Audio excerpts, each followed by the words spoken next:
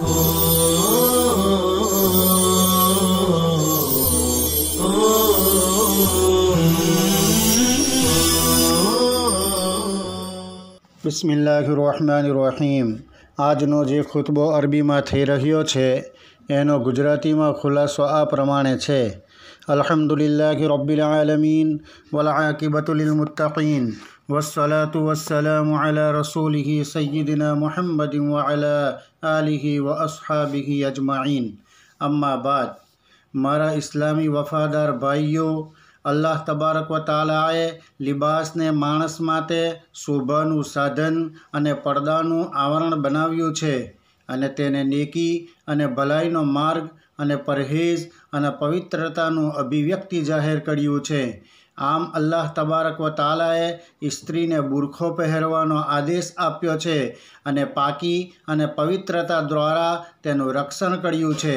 અને અલ્લાહ તબારક વ તાલાએ આ સિન્ફે નાજુકને તેના શણગાણ અને તેના શરીરના નગ્નતાના પ્રદર્શનથી રક્ષણ કરીને નમ્રતા અને ઇજ્જતવાળો લિબાસ અર્પણ કર્યો છે અને તેના પર નામહરમની નજર અને મિલાપ હરામ કર્યો છે।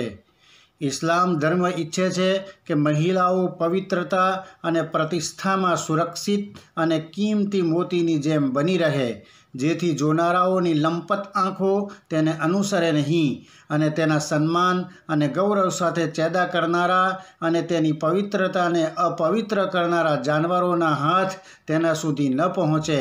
તેથી આ જાતિને હિજાબ અને બુરખો પહેરવાનો આદેશ આપવામાં આવ્યો છે।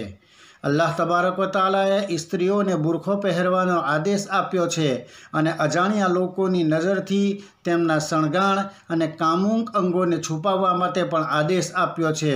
અલ્લાહ તબારક વ તાલાનું ફરમાન છે: બિસ્મિલ્લાહિર્રહમાનિર્રહીમ વકુલ લિલ મુમિનાતિ યગદુદન મિન અબસારિહિન્ન વયહફઝન ફુરૂજહુન્ન વલા યુબદીન ઝીનતહુન્ન ઇલ્લા મા ઝહર મિન્હા વલ્યદરિબન બિખુમુરિહિન્ન અલા જુયુબિહિન્ન। જેનો અર્થ છે, અને ઈમાનવાળી સ્ત્રીઓને કહો કે તેઓ પોતાની નજર નીચી રાખે અને પોતાના અંગોની રક્ષા કરે અને પોતાના આભૂષણો કોઈને ન બતાવે, સિવાય કે જે તેઓ પોતે જાહેર થઈ જાય, અને એમના દુપટ્ટાનો છેડો એમના ગરેબાન પર મૂકી રાખે। આ કારણોસર ઉલમાએ કિરામની સર્વસંમતિ છે કે એક મુક્ત, સમજદાર, પરિપક્વ મુસ્લિમ મહિલા પર પડદો અને હિજાબ ફરજિયાત છે। બુરખાનો હેતુ એવો શરઈ વસ્ત્રો જે સ્ત્રીના સતર અને બદનને અજાણ્યા અને બિનમહરમની નજરથી છુપાવે, જેથી આ નાજુક પ્રજાતિને તમામ અનિષ્ટોથી સુરક્ષિત કરી શકાય। આ હુકમ સ્ત્રીઓની હિફાજત માટે કુરાન અને સુન્નતની રોશનીમાં આપવામાં આવ્યો છે કે તેઓ દરેક ફિતનાઓથી મહફૂઝ રહે। જ્યારે ઇસ્લામના દુશ્મનોને ખબર પડી કે ઇસ્લામ અને ઇસ્લામિક ઉપદેશોની લશ્કરીકરણ કરવાનો સૌથી સહેલો રસ્તો એ છે કે મુસ્લિમ મહિલાઓનો પડદો અને હિજાબ ઉતારી નાખવો અને તેમને તેમના ધર્મના ઉપદેશોથી દૂર અશ્લીલતા અને નગ્નતાના કાદવમાં ધકેલી દેવી, ત્યારે તેણે આ નાજુક મખલૂક સાથે ખોટો પ્રચાર કરવાનું શરૂ કર્યું।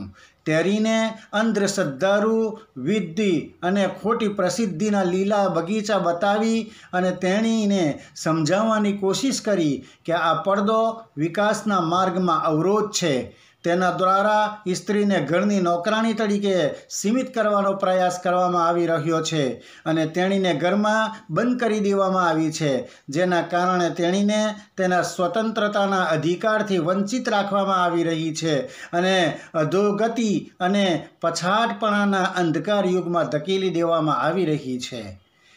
મોમિન ભાઈઓ, શરિયતના ગ્રંથો અને ઇતિહાસની ઉપદેશક ઘટનાઓ પર નજર નાખનારાઓ નગ્નતાના ગંભીર ધાર્મિક અને બિનસાંપ્રદાયિક નુકસાનથી સારી રીતે વાકેફ છે, ખાસ કરીને જ્યારે હરામ સ્વરૂપે તેની સાથે પુરુષ વિજનનું મિશ્રણ થાય છે ત્યારે કેવા ભયાનક પરિણામો સામે આવે છે।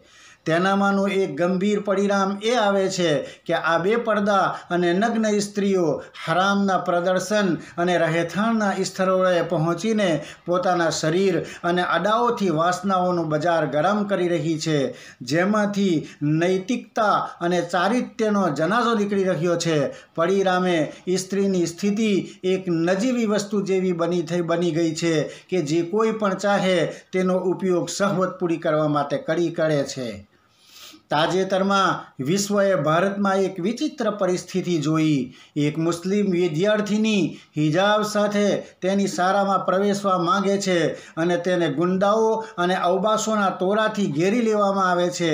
તેણીને કહેવામાં આવે છે કે પહેલાં તેનો બુરખો ઉતારે, પછી તેને અંદર પ્રવેશ આપવામાં આવશે. તે જ સમયે તેઓ જય શ્રી રામ અને જય શ્રી રામના ઉશ્કેરણીજનક નાસ્તિક નારા લગાવીને આ વિદ્યાર્થીનીને રોકવાનો નિરર્થક પ્રયાસ કરી રહ્યા છે. પરંતુ ઇસ્લામની આ મહાન બેટીએ તેના હિજાબ પર આંચ આવવા દીધી નહીં અને તે સિંહણ બની આ માનવ જાનવરો સામે તે પોતાની ધાર્મિક સ્થિતિ પર અડગ રહી. ન તો તે ગભરાઈ અને ન તો તેને પીછેહટ કરી. તેણીએ પોતાના ધાર્મિક અને દીની સિદ્ધાંતો સાથે સમાધાન કરવાનું વિચાર્યું નહીં. તેણીમાં કોઈ અધોગતિ સહન ન કરી. ઇસ્લામિક ઓળખ બબાંગ દખલ તેણે અલ્લાહુ અકબરના નારા લગાવ્યા. પછી શું? દુષ્કર્મીઓનું આ નાપાક કાવતરું ધૂળમાં મરી ગયું. બાતિલનો પરાજય થવો જ રહ્યો, સત્યનો વિજય થયો અને અસત્યને કોઈ પણ સંજોગોમાં નાબૂદ થવાનું જ છે. અલ્લાહુ અકબર એ મહાન શબ્દ છે જે કાફિરોના હૃદયમાં ભય અને દહેશત જગાડે છે. શિર્ક અને વિદ્રોહના પાયાને હચમચાવી નાખે છે. તે જાલિમો અને વિદ્રોહીઓની ઊંઘ ઉડાડવાની શક્તિ ધરાવે છે. જાલિમ બાદશાહોના તખ્તને હચમચાવી મૂકે છે અને તેમાં એ તાકાત છે કે જુલ્મ અને જુલ્મના ગઢને હચમચાવી આપે છે. આ અલ્લાહુ અકબર દ્વારા આ ઈમાનવાળી બહેને માનવ વરુણના તોરાનો સામનો કર્યો, જેના કારણે થોડી જ ક્ષણોમાં તે સન્માન અને ખ્યાતિના આકાશમાં ચમકતો સિતારો બની ગઈ. સન્માન અને શ્રદ્ધાથી ભરપૂર આ બહેનને સલામ. ખરેખર તેમણે ધાર્મિક અને દીની પ્રેમ અને વિશ્વાસ, ધાર્મિક હિંમત અને ઈમાનની તાકાત શીખવી જે સદીઓ સુધી ઇતિહાસના પાનોમાં સચવાયેલી રહેશે. પેરવી કરવાવાળાઓ આ બહાદુર બહેનને અનુસરે અને આ ઈમાનની સન્માનને આદર્શ અને નમૂનાઓ બનાવવા માટે આગેવાની લે. અલ્લાહ તાલા પોતાના રસૂલ સલ્લલ્લાહુ અલૈહિ વસલ્લમને ફરમાવે છે, જેનો અર્થ એ છે, એ પૈગંબર તમારી પત્નીઓને, તમારી પુત્રીઓને અને મુસ્લિમોની સ્ત્રીઓને કહો કે તેઓ તેમના ચહેરા પર ચાદર નીચી કરી દે. આ રીતે તેઓને ઓળખવામાં આવે તેવી શક્યતા વધુ છે. તેથી તેઓ પર અત્યાચાર કરવામાં ન આવે અને અલ્લાહ સૌથી વધુ ક્ષમાશીલ અને પરમ દયાળુ છે.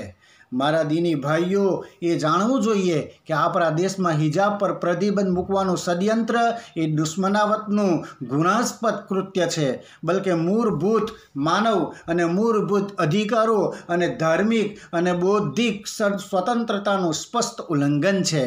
પરિણામે દરેક નાગરિકને ભેદભાવ વિના અભિવ્યક્તિ, વિવેક અને ધર્મની સ્વતંત્રતાનો અધિકાર છે.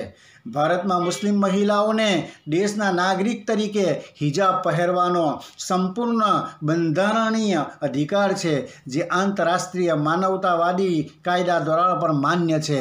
આ સંદર્ભમાં ભારતીય બંધારણની કલમ 25 મુજબ તમામ નાગરિકોને ધાર્મિક બાબતોનો સમાન અધિકાર છે. જાણે કે આ દેશમાં દરેક વ્યક્તિ તેમના ધર્મનું પાલન કરવા માટે સ્વતંત્ર છે. તે સ્વતંત્રતા છીનવી લેવાનો અર્થ છે બંધારણીય અધિકાર છીનવી લેવો. અને હિજાબ એ મુસ્લિમોનો મૂળભૂત ધાર્મિક અધિકાર છે, કેમ કે કેરળ હાઈકોર્ટે 2015માં ચુકાદો આપ્યો હતો અને તેને મુસ્લિમોના મૂળભૂત અધિકાર તરીકે માન્યતા આપવામાં આવી હતી. તેથી મુસ્લિમો માટે પોતાના દેશમાં તેમના કાયદેસર અધિકારોને ઓળખવા, તેમની પ્રાપ્તિ માટે કાનૂની સંઘર્ષ અને બંધારણીય પ્રવૃત્તિ બતાવવા અને પોતાના ધર્મના મૂળભૂત મુદ્દાઓથી પરિચિત થવું મહત્વપૂર્ણ છે. તદુપરાંત પોતાના ધર્મ અને અકીદતના સંદર્ભમાં ઈમાની સન્માન અને દીની ભક્તિનો સબૂત આપવો જોઈએ. આ પ્રસંગે અમે અમારી માતાઓ, બહેનો અને પુત્રીઓને સંદેશ આપવા માગીએ છીએ કે તેઓ ઇસ્લામના દુશ્મનોના ખોટા દાવાઓ, ભ્રામક છેતરપિંડી અને દુષ્ટજાળથી સાવધાન રહે અને પૈગંબર સલ્લલ્લાહુ અલૈહિ વસલ્લમના આ આદેશને ધ્યાનથી સાંભળે, જેમાં રસૂલે પાક સલ્લલ્લાહુ અલૈહિ વસલ્લમે ફરમાવ્યું, હે લોકો, તમારી શ્રેષ્ઠ પત્નીઓ તે છે જેઓ ખૂબ જ પ્રેમાળ હોય અને વધારે બાળકોને જન્મ આપતી હોય અને તેઓ અલ્લાહથી ધરતી પર હોય, તેમના પતિના આજ્ઞાકારી હોય. અને તમારામાં સૌથી ખરાબ સ્ત્રીઓ તે છે જેઓ નગ્ન હાલતમાં પોતાની સુંદરતા બતાવવાનું પસંદ કરે અને તેઓ મુનાફિક છે. તેઓ લાલ ચાંચવાળા કાગડાઓની જેમ જ સ્વર્ગમાં જશે, નર્કમાં જશે. પ્રોફેટ સલ્લલ્લાહુ અલૈહિ વસલ્લમે તેમની દુર્લભતા તરફ ઇશારો કરતા ફરમાવ્યું કે લાલ ચાંચવાળા આવા કાગડા પણ દુર્લભ અને ઓછા હોય છે. ઓ વફાદાર બહેન, તમે પાક ઇસ્લામી પરિવારમાં તમારી આંખો ખોલી છે. તમારા ધર્મના માર્ગ પર ચાલતી વખતે અલ્લાહ તાલાએ તમને જે હિજાબ આપ્યો છે તેની રક્ષા કરવી એ તમારો દીની ફરજ છે. ખુદાની કસમ, હિજાબ જ પવિત્રતા અને સમૃદ્ધિનો માર્ગ છે. આ જ પાકીજા સામગ્રી અને શરાફત છે. અસ્સલામુ અલૈકુમ વરહમતુલ્લાહિ વબરકાતુહ.